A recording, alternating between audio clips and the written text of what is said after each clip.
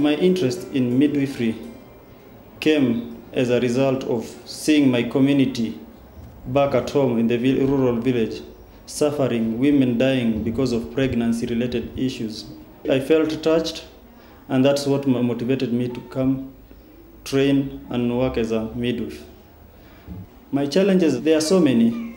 The community at times ignore much of the issues of pregnancy. They do think that for you to start the clinic, you need to start it maybe when you are about to deliver. That is in the eighth month or even near that 9 month. And when they do come, the population is overwhelming. They really come to seek for services, but you are not able to provide for all of them. The issues of lack of proper working equipments. We do face some challenges, especially in the supplies. At times in our facility we experience shortages of drug. Yes, you may provide good services, but if you don't provide the drug, at the end of the day, you've not really helped that woman.